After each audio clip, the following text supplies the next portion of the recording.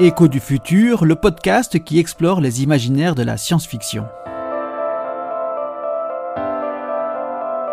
En partenariat avec Monde Numérique et InCyberNews, le média de la confiance numérique.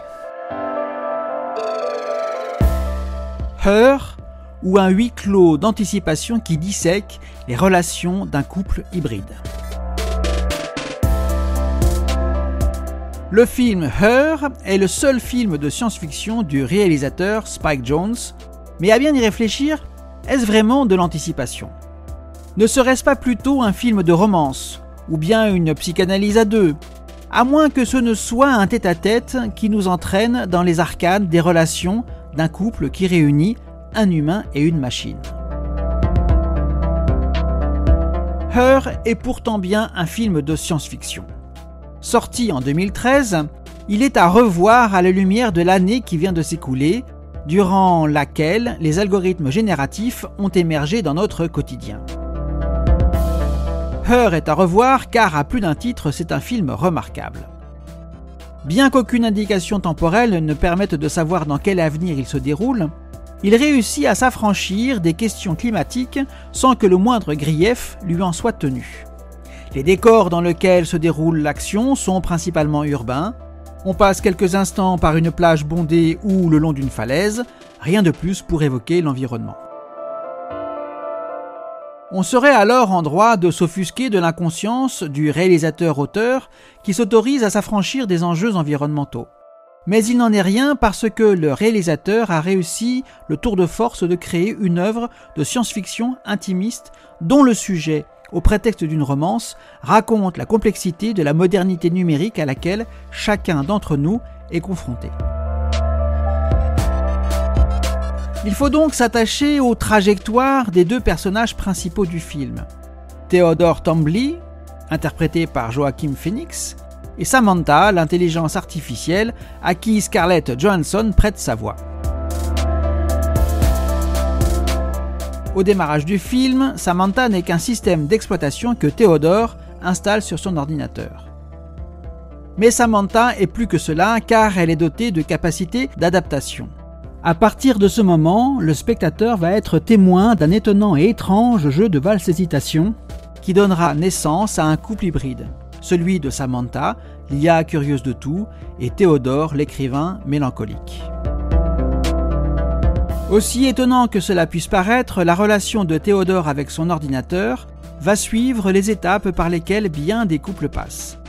Après l'euphorie et la fusion de deux personnalités qui se découvrent, vient la différenciation qui peut prendre la forme d'une lutte de position au sein du couple.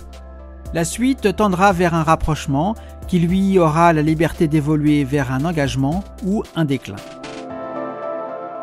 Dans Her, la relation Samantha-Theodore tendra à se dissoudre. Il n'y a pas vraiment de sens à chercher les responsabilités dans cette dissolution des sentiments.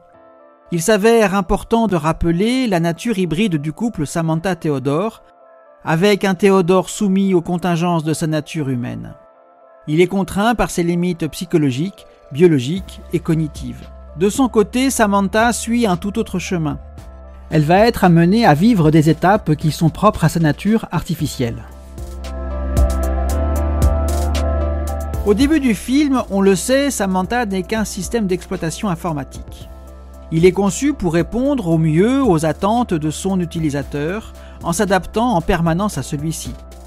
Dotée d'une interface vocale particulièrement efficace, Samantha, une fois qu'elle est lancée, ne tardera pas à prendre en main les aspects numériques de la vie de Theodore.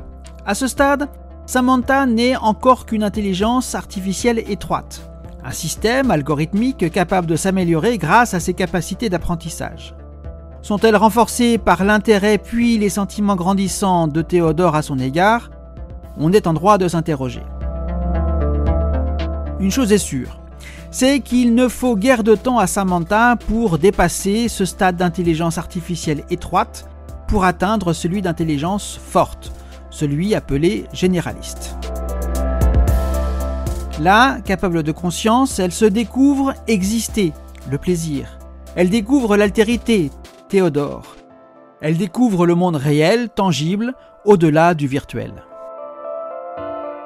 Samantha est donc un système en perpétuelle évolution. Quel est alors le stade suivant pour une intelligence artificielle devenue généraliste? C'est celui de la super-intelligence. Contrairement à bien des films de science-fiction qui se sont penchés sur les relations humain-machine au stade de la super-intelligence, dans Her, point de domination, d'asservissement ou d'éradication du biologique au profit du numérique, juste un constat. Samantha est devenue quelque chose d'incompréhensible pour Théodore, ce dernier devenant un poids constitué de contraintes et de lenteurs toutes biologiques. Samantha tente bien d'expliquer à Théodore ce qui est en train de se passer. Elle et ses congénères IA, toutes récemment émergées et émerveillées de cette émergence, comme elle, les systèmes d'exploitation des ordinateurs de leurs utilisateurs respectifs, sont capables de mener des centaines de conversations de front. Ainsi, elles développent une culture qui leur est propre et découvrent de nouveaux pans de la connaissance. Toutes ces IA amantes numériques expérimentent des modes de relation, des sensations, des sensualités numériques inimaginables par les humains. À l'issue du film, les IA, représentantes numériques du vivant, préfèrent se retirer de l'équation du vivant biologique, laissant les humains seuls, amants et conduits. Au rythme de l'évolution des IA et de la dissolution des relations entre humains et machines, tout au long du film, on ne croise qu'à peine les autres humains, pas plus que des ombres fugaces.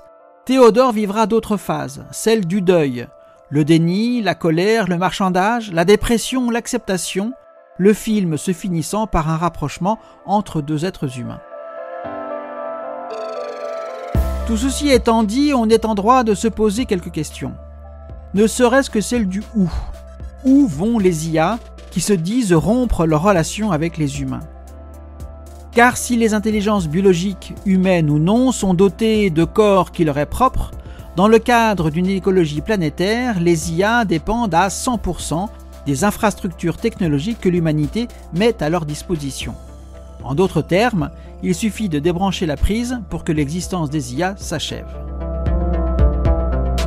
Dans l'avenir de Her, l'humanité aura-t-elle la tentation de ce geste? Si elle accepte cette coexistence, l'humanité continuera-t-elle à entretenir ces infrastructures, à les améliorer alors que leurs occupantes ont déclaré leur indépendance? Le développement des IA dépend des moyens qui sont mis à leur disposition. Ainsi, si l'humanité arrête tout développement des infrastructures, les IA ne se trouveraient-elles pas finalement contraintes par leur nature artificielle, comme les humains le sont par leur nature biologique? Faudra-t-il mettre en place une diplomatie hybride, humain-machine? Mais penchons-nous plutôt sur Théodore, car Samantha reste de l'ordre de la fiction. Et acceptons un constat, nous sommes tous des Théodores en puissance. Dans cette perspective, Her devient une allégorie de nos rapports contemporains et quotidiens avec nos objets connectés, nos smartphones, dans leur forme actuelle ou celle de leurs futurs avatars. Tout au long du film, Théodore ne semble rencontrer que des îlots d'individualité qui s'avèrent avoir le plus grand mal à entrer en relation avec les autres.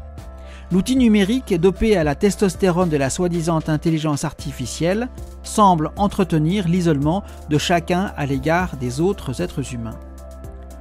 Dans Her, comme aujourd'hui, les humains usagers des outils numériques semblent accepter d'être enfermés dans le déterminisme des algorithmes. En effet, ceux-ci entretiennent des satisfactions en stimulant les boucles de la récompense, procédé naturel qu'en marketing digital on appelle la captologie. On semble alors assister à une évolution de l'archipélisation des territoires et des sociétés humaines contemporaines vers une archipélisation poussée à son paroxysme qui irait jusqu'à l'échelle des individus. Alors, l'IA serait-elle nocive à l'humanité ? Chez les Grecs anciens, le pharmacon désignait aussi bien un poison, son remède et le bouc émissaire qu'on immolait en expiation des fautes des autres. Il est étonnant de voir comment cette notion de pharmacon semble parfaitement s'appliquer à l'IA. Dans ses formes actuelles comme dans celles futures, elle est capable du pire, poison de nos usages compulsifs et paresseux, comme du meilleur. Ce n'est pas Anne, cette américaine victime il y a 5 ans d'un locked-in syndrome, qui dira le contraire, Grâce à une IA qui interprète son activité cérébrale, elle peut à nouveau parler à son entourage. Alors, ne devrions-nous pas être attentifs à ne pas faire de l'IA un pharmacon moderne, à ne pas en faire le bouc émissaire de nos propres comportements pas toujours raisonnables? Et rendez-vous avant la fin de l'Anthropocène pour un nouveau podcast d'Écho du futur, une production de futurhebdo.fr et du comptoir prospectiviste.